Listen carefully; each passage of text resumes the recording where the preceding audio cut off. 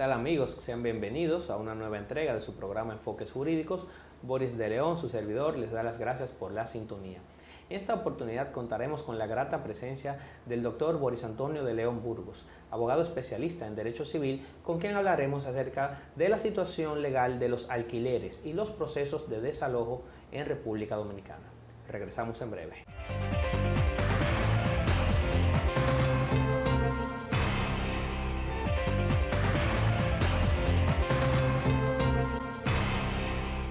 Bien amigos, estamos de regreso en su programa Enfoques Jurídicos. Bienvenido, Boris. Gracias por extenderme la invitación.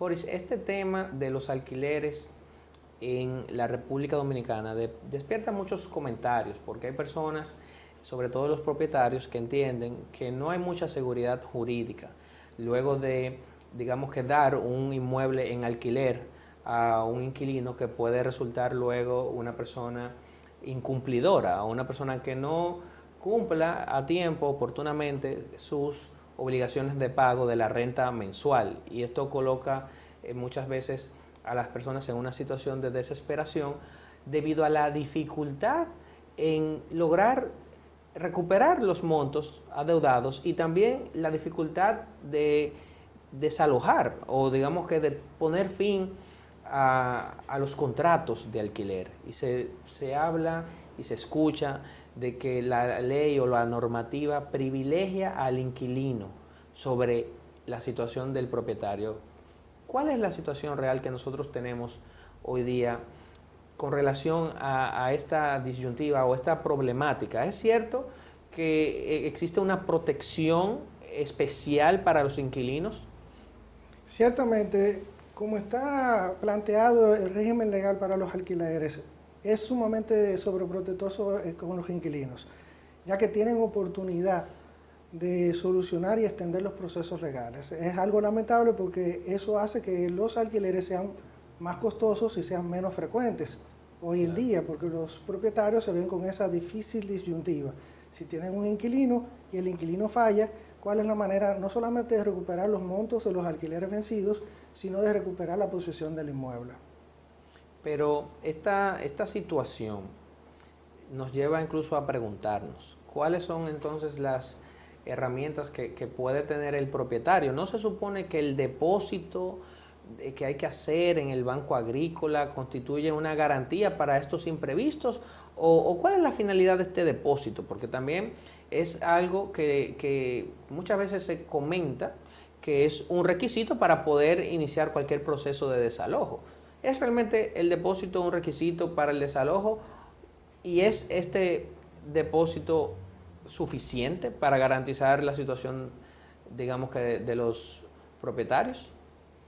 El depósito es obligatorio legalmente, ya que está establecido por el decreto 4807. Y el fin de ese depósito no es tanto la garantía, es más bien un sistema de financiamiento para el propio Banco Agrícola.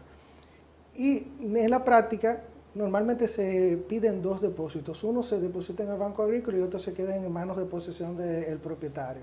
Lo lamentable es que para un alquiler, dos depósitos no es suficiente garantía, ya que por lo general, cuando se empiezan los procesos de cobro, ya se tienen los 2 meses vencidos. Y no se está calculando, dentro de esos 2 meses de depósito, el tiempo que va a tomar el proceso de cobro de los alquileres, ni tampoco los daños que puede sufrir la propiedad mientras siga ocupada por un inquilino que ya de hecho está en defecto de pago. Y entonces esta situación durante, digamos que estos 2 meses, estos 3, 4 meses, colocan al propietario en una posición favorable o desfavorable en términos de las acciones judiciales que puede incoar. Los depósitos en ese sentido no son suficientes, son completamente insuficientes como garantía colateral.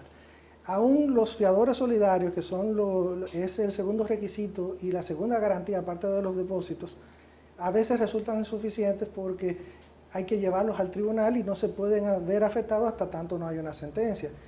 Lo que perjudica más esto es que no existe un proceso verdaderamente sumario para ello. En materia de alquileres debería de existir una modificación legal que permita un proceso más rápido. Ahora mismo, lamentablemente, cuando es por falta de pago, nos vemos con un proceso que fácilmente puede durar unos 6, 10 meses y hasta más para uno obtener la primera sentencia que le permita a uno ejercer acciones en contra del inquilino y el fiador, tratando de recuperar no solamente la posesión de la propiedad, sino el pago de los alquileres vencidos. Pero este proceso judicial conlleva, digamos que el tratamiento civil ordinario. O sea, esa sentencia es apelable, podemos llegar a un caso, digamos que a la Corte de Casación por un problema de alquiler. ¿Cuál puede ser la duración de un proceso judicial completo, todas las fases, para tener una idea de a qué se puede enfrentar un propietario? Bueno, lamentablemente puede durar hasta más de 3 años, ya que puede llegar a la Suprema Corte de Justicia. Esos son de los problemas que tenemos en cuanto a materia de alquileres se refiere en el país. Empezamos bien y puede ser que logremos salir, en el mejor de los casos, en 6 meses del juzgado de paz, ya que es una jurisdicción especial que se encarga de eso, que es el juzgado de paz. Después tenemos que correr la apelación ante el juzgado de primera instancia y después de ahí aún todavía tenemos que someterlo a la Suprema Corte de Justicia. Lamentable, pero es lo que tenemos. Se ha procurado que se hagan cambios. Yo soy partidario de que parte de los procesos deberían ser principalmente administrativos y después un proceso más de homologación ante los tribunales de justicia, sin que se violenten los derechos del inquilino, ciertamente, pero que se dé facilidad a que los procesos sean más rápidos. Porque durante todo este periodo de tiempo, el inquilino, como la sentencia entonces no es todavía ejecutoria, porque entonces tanto el recurso de apelación como el recurso de casación tienen efectos suspensivos en materia civil, sucede que entonces el inquilino puede continuar ocupando el inmueble. Entonces de ahí es que la gente dice que la legislación protege de alguna manera al inquilino, pero no es que propiamente haya una protección por este tema judicial, sino que al no poder ejecutar la sentencia, es decir, al no poder, digamos que obtener la orden para el desalojo, el inquilino pues puede perfectamente durar 3 años ocupando sin pagar. Exactamente. Ahí es donde radica la mayor parte del riesgo de un alquiler. Pero en este contexto, ¿cuáles otras garantías se pueden suministrar, incluso normativamente, en caso de una posible modificación, para suplir la necesidad que tienen los propietarios de mayor seguridad en cuanto al cumplimiento de los contratos? Porque realmente está muy cuesta arriba alquilar un inmueble con el riesgo de que si no me quieren pagar tenga que iniciar un proceso judicial que pueda durar hasta 3 años, periodo durante el cual entonces no me pagan. Por eso cualquiera se asusta y en vez de trabajar para ser un propietario, trabaja para ser un inquilino. Exactamente. Bueno, en cuanto a garantías es un poco difícil en nuestro país con la legislación que tenemos. También los cambios deben ser profundos en cuanto al proceso. De hecho, al día de hoy todavía es bastante costoso para una persona alquilar un inmueble, ya que tiene que buscar no solamente los 2 meses de depósito, que es la norma, sino que también tienen que buscar un tercer mes, que es lo que se llama la comisión que se le pagan a los agentes inmobiliarios por lo general. Así que a veces tratando de buscar mucha seguridad financiera del negocio, que tampoco lo va a cubrir, porque claro, aún se pongan 6 meses de depósito, 6 meses no puede cubrir el proceso completo, claro, de una demanda en cobro de alquileres. En algunos países sí se ha establecido seguros que tratan de amortiguar el riesgo para los propietarios, no solamente el riesgo de los pagos de los alquileres, sino también de los daños que pueden sufrir la propiedad.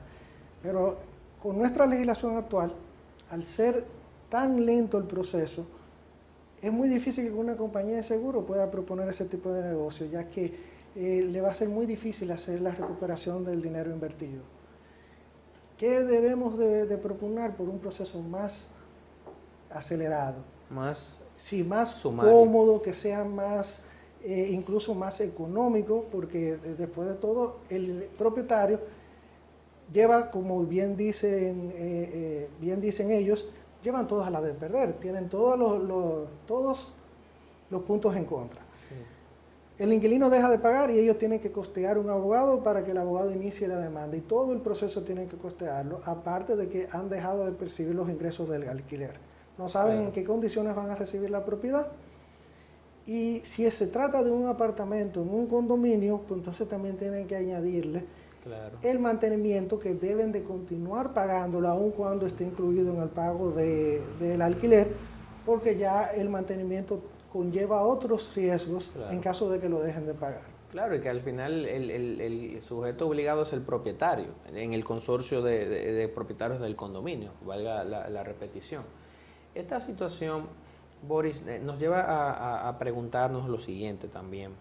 ¿Qué ocurre cuando llega el término del contrato de alquiler?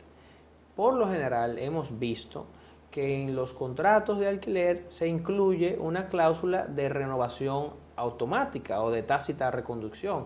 Hay incluso quienes piensan que si no se le pone un término definitivo, opera una renovación automática de pleno derecho. ¿Cuál es la situación actual que prevé la legislación respecto a la llegada del término del alquiler? O sea, si llega el término del alquiler, si contrato un alquiler por un año, yo soy el propietario, y llega el último día, y al otro día siguiente no me quieren dar las llaves, ¿en qué posición me encuentro como propietario? Bien, la legislación actual lo que establece es que debe de darse una notificación antes de la llegada del término para avisarlo. Ahora, lo de la tácita reconducción es cierto tanto legalmente como contractualmente. Legalmente se dice que debe de estar establecida en el contrato, que no es exactamente tácita, pero jurisprudencialmente se ha reconocido que los contratos de alquiler, si no son denunciados antes de la llegada del término, la intención de no renovarlo, pues automáticamente quedan renovados tan pronto pase la fecha. Okay. Esa es la realidad en que estamos. Antes del 2008, exactamente diciembre del 2008, en que se produjo una jurisprudencia por nuestra Suprema Corte de Justicia, en la cual se habilitó la demanda por llegada del término, no se podían hacer ni siquiera demandas. Porque el problema de la llegada del término en los contratos de alquiler es que hay que demandarla en justicia también. O sea, no opera de pleno derecho. Si el inquilino se niega a entregar la propiedad una vez llegado el término, aun cuando se le ha denunciado el contrato, se llama denunciar el contrato cuando el propietario le notifica al inquilino la intención de no renovarlo y lo hace dentro de los plazos establecidos contractualmente o que la ley establece. La ley establece por lo general 2 meses de antelación. Sí. Y que debe ser, para que los televidentes tengan esta información, debe ser una notificación oficial para evitar un problema de prueba. Debería ser idóneamente mediante un acto de alguacil o un correo electrónico o una comunicación con acuse de recibo, pero no una comunicación que no esté recibida por nadie. Profesionalmente yo entiendo que debe de ser siempre un acto de alguacil. Ciertamente algunos propietarios deciden hacerlo por una carta, una comunicación, incluso correos electrónicos. Pero si hay un entendimiento de que puede haber ya la necesidad de demandarlo, es preferible siempre empezar con un acto de alguacil y manifestarle oficialmente, a través de un oficial público, la intención de no renovar el contrato. Es muy importante. Ahora, debemos de agradecer a esa jurisprudencia. Anterior a esa jurisprudencia, cualquier proceso que fuera destinado a eso era horriblemente largo.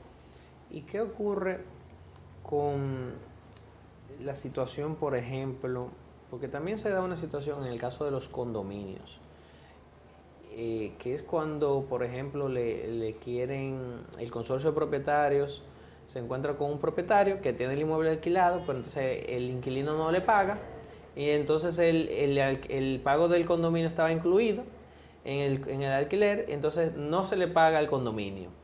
Entonces ahí el condominio, se ha dado el caso de que ha tratado, por ejemplo, hay incluso una jurisprudencia del Tribunal Constitucional, donde se le denegó el acceso al agua potable en el condominio a un inquilino, y eso generó todo un proceso judicial, pero al final, como se trataba del agua, pues ahí el Tribunal Constitucional decidió que no se le podía negar el acceso. pero me imagino que hay otros mecanismos también que podrían darse, o otros problemas que pueden darse en un condominio si se genera esa situación. Ahí lo malo es que también se afectaría al propietario. Bueno, al propietario se le afecta en el sentido de que hay una deuda que se carga sobre el inmueble en cuanto al mantenimiento que se deja de pagar. Y evidentemente eso es algo que el propietario va a tener que tarde o temprano cubrirlo, independientemente de que el inquilino pague o no los meses atrasados.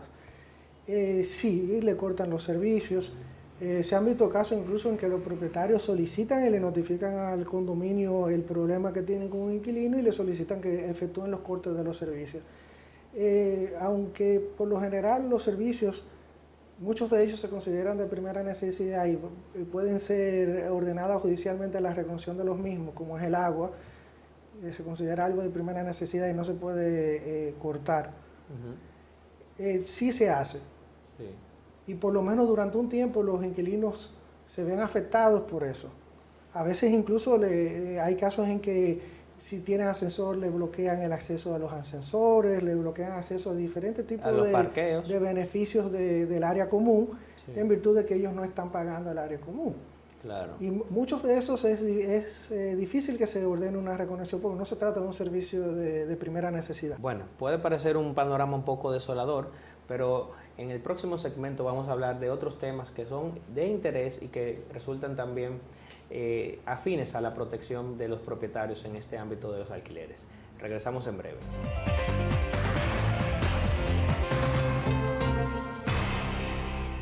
Bien amigos, estamos de regreso en su programa Enfoques Jurídicos compartiendo con el doctor Boris Antonio de León Burgos sobre el tema de los alquileres.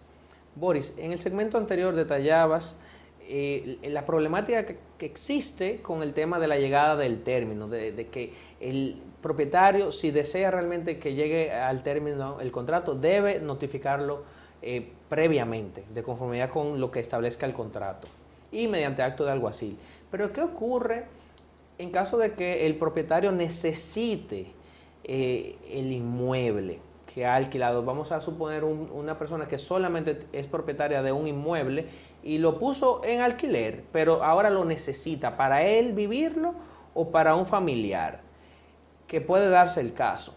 ¿Tiene este propietario en este escenario que esperar la llegada del término o puede ejercer alguna acción para acelerar el término o lograr que se rescinda el contrato y poder recuperar el inmueble?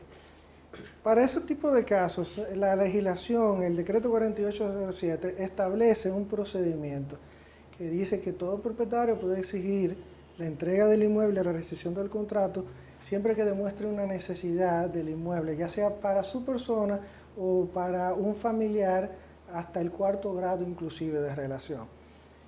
Pero ¿qué pasa con este proceso? Este proceso, establecido en la ley, se inicia de forma administrativa ante el control de alquileres de casas y desahucios. Es un organismo administrativo que pertenece a la Procuraduría General de la República. Anterior a la sentencia que mencioné del 2008, esa era la única manera de poder conseguir rescindir un contrato de alquiler fuera de que el inquilino dejase de pagar. Ya que anteriormente de la sentencia de la jurisprudencia mencionada, no había manera de rescindir el contrato por la llegada del término. Ahora bien, ¿qué pasa con este proceso al día de hoy en vista de la sentencia que sí permite la llegada del término? El proceso es muy largo. Volvemos a un tema recurrente en cuanto a los alquileres. Los procesos son bastante largos. Normalmente uno inicia el procedimiento administrativo ante el control de alquileres y dura aproximadamente unos 2 o 3 meses para conseguir la primera resolución. Esa resolución a su vez puede ser apelada ante la Comisión de Apelación del Control de Alquileres, que no son estamentos jurisdiccionales, pero son estamentos administrativos. ¿Y la decisión de la comisión? Entonces ya después de la decisión de la comisión, que puede ser 1 o 2 meses después de iniciado ese proceso, ya ahí vamos un promedio de 5 meses, entonces ya te autorizan a desalojar. Pero esa autorización conlleva que se le dé al inquilino un plazo. Ellos le dan plazo de 2 meses, 3 meses, de acuerdo a como ellos consideren. Por lo general, cuando son casas de familia son plazos breves de alrededor 2 meses o 3 meses, y cuando son comercios son un poco más amplios. Ya después de vencido ese plazo hay que notificarle al inquilino que comienza a correr el plazo del artículo 1736. Que si bien es cierto, cuando uno lo le dice que es para los contratos verbales, jurisprudencialmente siempre se había establecido que debía de otorgarse el plazo adicional del 1736, que para el caso de las casas familiares de 90 días y para los locales comerciales de 180 días. O sea que eso es adicional a los 5 meses que ya... Exactamente, eso es adicional. Y adicional a los meses que pueda haber dado ya la comisión de control de alquiler, Sí. la comisión de apelaciones del control de alquiler. Exacto. O sea que más o menos ahí ya hay un año de plazo. Exactamente, puede ser hasta más de un año. Como te mencionaba, el proceso administrativo entre el control y la comisión de apelación del control puede llevarse unos 3, 4 meses, y después de ahí empieza el plazo que se le otorga al inquilino. Vencido ese plazo, el del artículo 1736. Pero no solo eso, vencido el plazo del 1736, debido a que las decisiones del control de alquiler y de la comisión son puramente administrativas, uno tiene que iniciar una demanda en desalojo por desahucio, luego de vencido esos plazos. Ese era el esquema en que se vivía antes de esa sentencia de la Suprema Corte de Justicia. Al día de hoy, yo les recomiendo a mis clientes, cuando tienen la necesidad, que es más corto esperar el próximo término, si es posible, y hacer una demanda por la llegada del término, a tener que cursar todo eso, porque vamos a invertir más dinero y más tiempo, claro, y como que antes de llegar siquiera al tribunal. Pero esta demanda ya por la llegada del término, ¿ante qué órgano se incoa?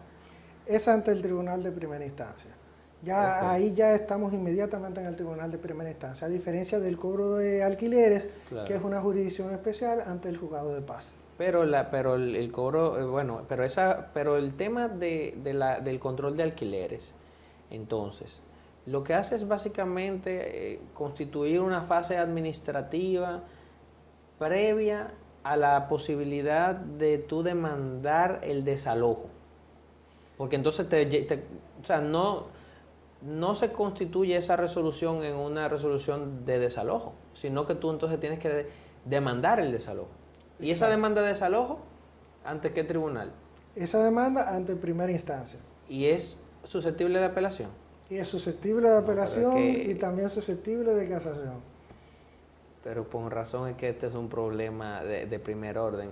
¿Y cómo nosotros, que incluso hay ahora un proyecto de reforma que se está discutiendo, realmente cómo podemos en la práctica buscarle, digamos que, alternativas a esta relación? Porque se da una relación contractual en la cual incluso me pregunto lo siguiente: en caso de que se obtenga una sentencia, vamos a suponer por falta de pago, una sentencia condenatoria en contra del inquilino, ¿esto permitiría al propietario ejercer medidas conservatorias como embargos retentivos o embargos de ajuares? Ya con la sentencia una sentencia. Ciertamente, el propietario ya puede comenzar a tomar todas las medidas que él entienda necesarias y prudentes para lograr no solamente cobrar el dinero, sino ejercer presión para la entrega de propiedad. Ya cuando se habla de un inquilino que tiene una sentencia por falta de pago de alquileres, el propietario lo que quiere es que le entreguen su propiedad. Que ahí nos vemos ante otra de las debilidades de la legislación especial de alquileres al día de hoy. ¿Cuál es esa debilidad? Que si se produce el pago de los alquileres, incluso con una oferta real de pago, todo el proceso se cae cuando es por falta de pago. O sea, el propietario no puede negarse a recibir el pago. Pero tiene que ser ahí ya el pago de toda la... De todos los meses vencidos. De todos los meses vencidos. Sí, de hecho, el inquilino puede aparecerse hasta el último día de la audiencia a pagar eso. Y automáticamente todo el proceso se cae con el solo pago. Bueno, al final lo que quería, en principio en ese caso, exacto, lo que pretende el propietario es que se le pague. El propietario podría en un contrato de alquiler colocar cláusulas penales en caso de que, por ejemplo, se le reserve el derecho al propietario de que si necesita el inmueble para su uso familiar o personal, pues pueda lograrse la rescisión anticipada. Ese tipo de maniobras contractuales, digamos, de la típica cláusula penal que beneficia a la parte más fuerte, ¿es posible en un contrato de alquiler? No, no es posible. El decreto 4807 es considerado de orden público, o sea que no puede ser rescindido por cláusulas particulares. No puede ser desconocido. Exactamente, no puede ser desconocido. Aun cuando se imponga esa cláusula en el contrato, todavía queda vigente los artículos que hablan de que cuando se trata de esa situación tiene que ser solicitado ante el control de alquileres. Ahora bien, las cláusulas penales se han acostumbrado a ponerse en los contratos de alquileres, pero los jueces suelen desconocer esas cláusulas, aun cuando uno las pide en el tribunal. A veces se le ponen algunas penalidades para en caso de que dejes de pagar, pero hasta el momento eso no ha sido reconocido judicialmente. Bueno, la verdad es que es una situación que, como dijiste al inicio del programa, genera que los alquileres sean más costosos. O sea, toda esta situación que hemos descrito de la problemática a la cual se enfrentan los propietarios genera que entonces el precio del alquiler sea más caro, porque está implícito el riesgo, del riesgo de la falta de pago, el riesgo de no poder recuperar el inmueble si uno quisiera, entonces eso incrementa el precio. Boris, hemos llegado al final de Enfoques Jurídicos. Muchísimas gracias por tu comparecencia. Creo que vamos a tener que realizar otro programa pronto para analizar entonces el qué dice el proyecto de ley, para ir viendo qué es lo que se está debatiendo. Porque la idea es que si esto va a ser objeto de una reforma, sea para bien, ¿no? Para equilibrar un poco más la situación, y pienso que si se logra una reducción en los precios de los alquileres va a haber un beneficio para los inquilinos también, porque van a ver más inquilinos con la capacidad de buscar los 3 meses que generalmente se exigen, los 2 meses de depósito y el mes adelantado. De manera que muchísimas gracias. A tus órdenes, gracias por tenernos. Amigos, hasta una próxima entrega de su programa Enfoques Jurídicos.